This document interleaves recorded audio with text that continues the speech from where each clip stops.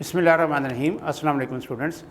जी बेटा, last time हमने 3.6 complete कर ली थी और आपने देखा था कि मैक्सिमम क्वेश्चन मैंने करा दिए थे और बहुत आसान सी चीज़ है डेफिनेट इंटीग्रल कि सिंपल पहले आपने इंटीग्रेट करना है और आखिर में उसमें लिमिट पुट करनी है। पहले अपर लिमिट फिर माइनस टाइम लोअर लिमिट, बिल्कुल सेम वही फ़ोटो कापी है। नेक्स्ट एक्सरसाइज 3.7, इसमें देखें टोटल इसके 13 क्वेश्चन हैं जिनमें से फर्स्ट 4 और 10, 11, 12 ये 7 क्वेश्चन हैं जो बिल्कुल एक ही पैटर्न पे हैं कि आपको फंक्शन गिवन है, लोअर लिमिट भी गिवन है, अपर लिमिट भी गिवन है, इंटीग्रेट करें और बस आंसर ले आएं।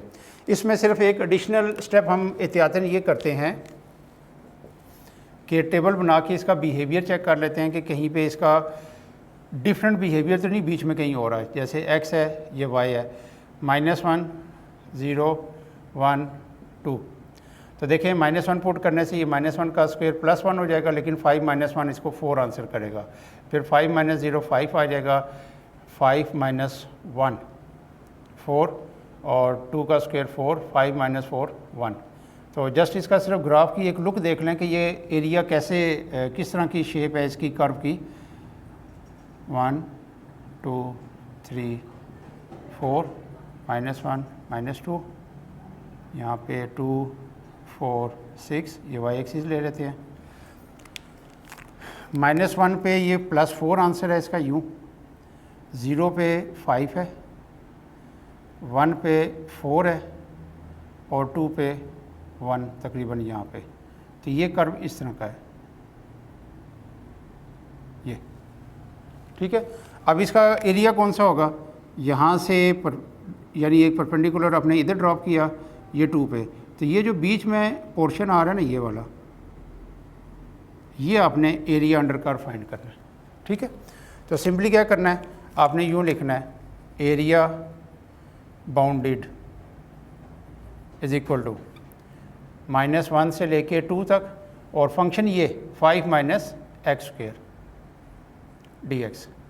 तो अब इसको अलग अलग करेंगे आप, -1 से लेके 2 तक 5 की इंटीग्रेशन अलग करेंगे तो 5 को बाहर निकाल दें, फिर -x² की -1 से 2 x² dx।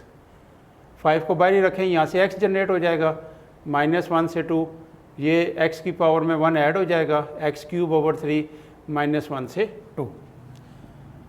पहले अपर लिमिट 2, फिर माइनस टाइम लोअर लिमिट, यहाँ से 3 को मैं बाहर निकाल रहा हूँ 1/3 को, 2 का क्यूब -1 का क्यूब, ये 2 + 1 आ गया 8, -1 का क्यूब -1 होता है, बाहर वाला साइन उसको प्लस कर देगा। ये 5 3 = 15, ये 9 आ जाएगा, 9 को 3 से डिवाइड करें 3 आ गया, तो ये 12 स्क्वायर यूनिट। क्योंकि इस क्वेश्चन में ये जो 7 क्वेश्चंस मैंने बताए हैं 1 2 3 4 और 10 11 12, ये वैसे तो पूरी एक्सरसाइज में ही आपने एरिया फाइंड करना है, लेकिन मैं अभी फ़िलहाल इनकी बात कर रहा हूँ। तो इसमें क्योंकि उसने मेंशन किया हुआ है कि एरिया फाइंड करें, जबकि 3.6 भी एरिया ही था, हम एरिया ही फाइंड कर रहे थे, लेकिन उसमें मेंशन नहीं था। उसमें सिंपल वो कह रहे थे बस इस डेफिनेट इंटीग्रल को सॉल्व कर दें। तो उसमें एंड पे अगर आप स्क्वायर यूनिट नहीं भी लिखते कोई टेंशन नहीं, लेकिन इसमें क्योंकि उसने मेंशन किया हुआ है कि आप एरिया बाउंडेड फाइंड करें, तो कोशिश करना है कि आपने एंड पे जो आंसर आ जाएगा उसके साथ स्क्वायर यूनिट लिखना है, ठीक है। अच्छा, अब इन 7 क्वेश्चंस में से 1 से 4 और 10 11 12 में ये वाइड क्वेश्चन है जिसमें y का स्क्वायर है, बाकी किसी जगह पे y का स्क्वायर नहीं है।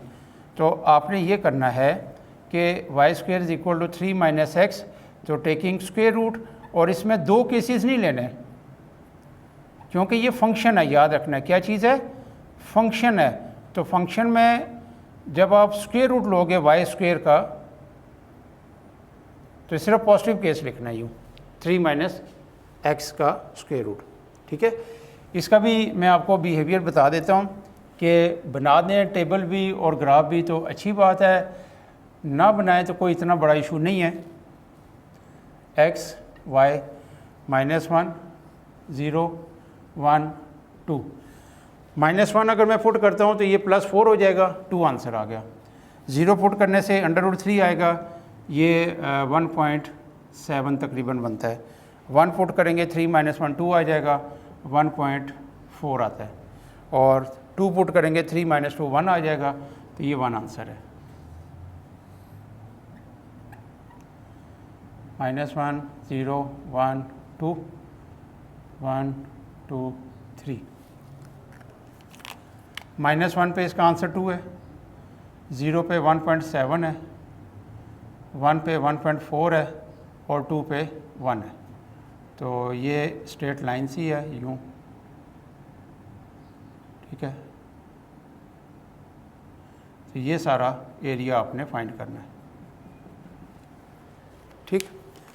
तो अब लिखना है एरिया अंडर कर्व या एरिया बाउंडेड, एक ही बात है, -1 से लेके 2 तक और 3 - x raise to the power 1/2 dx। अब ये वो सिचुएशन है कि जिसमें अगर बेस का डेरिवेटिव साथ है या बन सकता है तो पावर में 1 ऐड कर दें। अब बेस का डेरिवेटिव देखें तो -1 बनता है, इसका मतलब सिर्फ आपको एक किस्म का माइनस साइन चाहिए, 3 - x raise to the power 1/2 इधर -1 dx। तो अब बेस का डेरिवेटिव मुकम्मल है, इसकी पावर में 1 ऐड कर दें, 3 - x 1/2 + 1 1/2 + 1 और लिमिट आ गई -1 से 2। ये 3/2 है, इसे 2/3 करके शुरू में ले आएँ। पहले अपर लिमिट पुट करें 3 - 2 रेज़ टू द पावर 3/2, फिर minus time lower limit put करें, ये -1 और ये माइनस प्लस हो जाएगा, ठीक है। 3 - 2 1, तो 1 का जो 3/2 पावर है वो 1 ही रहेगी, ये 4 आ गया। तो 4 का रूट होता है 2 और 2 का क्यूब होता है 8, तो ये आंसर ये आ गया। यहाँ से -7 आ गया, तो फाइनल आंसर आ गया 14/3 स्क्वायर यूनिट, ठीक है। तो आप देख सकते हैं कि कोई मुश्किल नहीं, बिल्कुल सिंपल। जैसे मैंने कहा कि ये सिर्फ ज़रा शो करना, कर दें तो ज़्यादा बेहतर है, नहीं करें इन 7 क्वेश्चन में ना करें तो कोई इशू नहीं, लेकिन कर दें तो ज़्यादा बेहतर है कि एक आपको आइडिया, उसका कॉन्सेप्ट ज़्यादा क्लियर हो जाएगा। टेबल बना दें, टेबल के बिहेवियर से पता चलेगा कि थ्रू आउट पॉजिटिव आ रहा है या थ्रू आउट नेगेटिव आ रहा है, क्या आ रहा है। तो फिर ग्राफ भी बना दें तो आपको एक समझ आ जाएगी कि सिचुएशन क्या है। फिर एरिया बाउंडेड सिंपल इंटीग्रेशन है और आगे उसकी लिमिट पुट करनी है।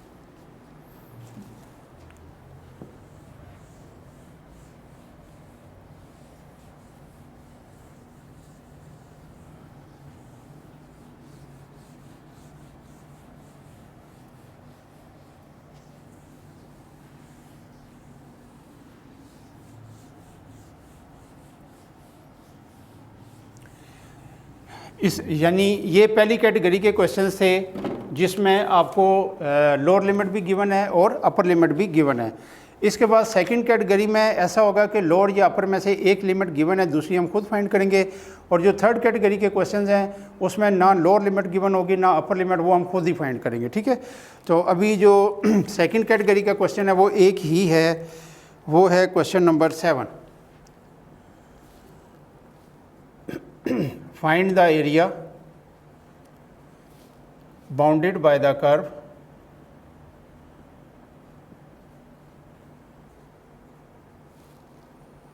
y is equal to x cube plus 1.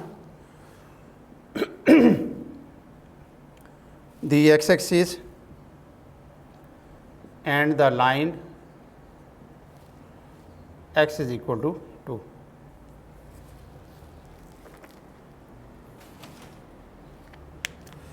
जी देखें, उसने ये कह दिया कि x इज इक्वल टू 2 पे जहाँ लाइन आ रही है, x इज इक्वल टू 2 पे जो लाइन आ रही है वहाँ तक इसका एरिया फाइंड करना है। तो पहले हम देखते हैं, और x एक्सिस को ये कर्व टच कर रहा है,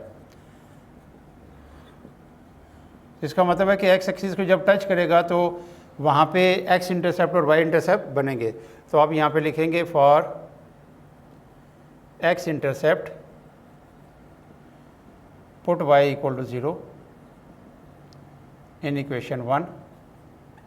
ये 0 is equal to X cube plus 1, इसको फैक्टराइज कर दें, x plus 1 X square minus X plus 1 equal to 0।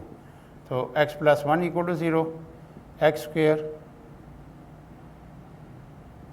Minus X plus 1 equal to 0। यहाँ से x की वैल्यू आ गई -1 और इसके कॉम्प्लेक्स रूट्स आएंगे।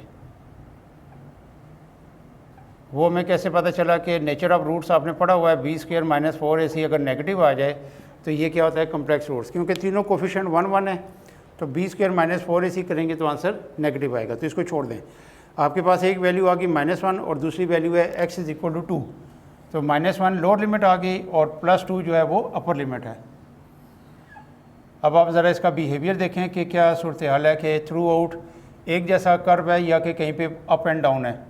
-1 0 1 2, -1 जब आप इसमें पुट करेंगे तो -1 का क्यूब -1, तो -1 + 1 0, जब 0 पुट करेंगे 1 आंसर, 1 पुट करेंगे तो 1 + 1 2, जब 2 पुट करेंगे 2 का क्यूब 8 + 1 9।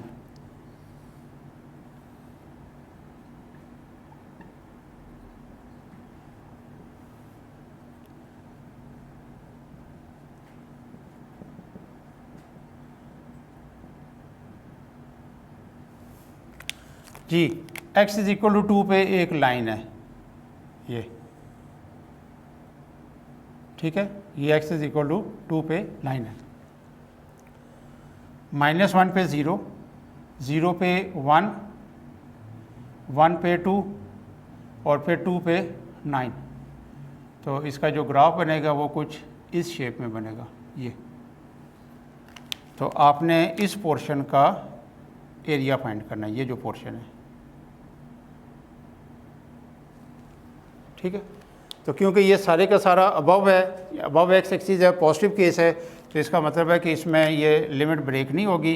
वो आगे कुछ क्वेश्चंस आएंगे जिसमें मैं आपको बताऊंगा कि इसके 2 पोर्शन हो गए, पॉजिटिव केस अलग हो जाएगा, नेगेटिव केस अलग हो जाएगा, वो इंशाल्लाह आगे देखेंगे। एरिया बाउंडेड = -1 से लेके 2 तक और फंक्शन है x³ + 1 dx। तो इसको अलग अलग कर दें, -1 से 2 x³ dx, -1 से 2 1 dx, x³ हो जाएगा x⁴/4, -1 से 2, 1 हो जाएगा x, -1 से 2, 4 को बाहर निकाल दें, 2⁴ -1⁴ प्लस 2 -1, 2⁴ 16, -1⁴ 1 आ जाएगी, यानी 1 आंसर आ जाएगा और -1 आ गया, ये 2 + 1, ये 15/4, ये +3 आ गया। एलसीएम ले लें तो 27/4 स्क्वायर यूनिट्स आ गए, ठीक है। तो उम्मीद है कि आपको बिल्कुल क्लियर हो गया होगा। तो ये 2 टाइप्स के क्वेश्चन आज हमने कर लिए हैं। पहली टाइप के कौन से क्वेश्चन थे जिसमें लोअर लिमिट भी गिवन थी, अपर लिमिट भी गिवन थी, वो पहले 4 क्वेश्चन और 10 11 12 आपको बताए थे। फिर ये सेकंड कैटेगरी का क्वेश्चन है और ये अकेला ही है जिसमें एक लिमिट गिवन है, दूसरी हमने ये आपके सामने खुद फाइंड की एक्स इंटरसेप्ट के थ्रू, और उसके बाद फिर उसको चेक भी किया कि क्या इसका बिहेवियर सिर्फ पॉजिटिव साइड पे है या टोटली नेगेटिव है या पॉजिटिव नेगेटिव कौन सा है। तो वो जब हमने देखा तो सिर्फ इसका पॉजिटिव केस आया, ग्राफ से भी आपको ये नज़र आ रहा है, ठीक है। फिर सिंपल इसको इंटीग्रेट किया, लिमिट पुट की, तो ये इसका एरिया आ गया। तो जो थर्ड टाइप के क्वेश्चन है वो इंशाल्लाह हम नेक्स्ट लेक्चर में करेंगे। टिल देन अल्लाह हाफिज़।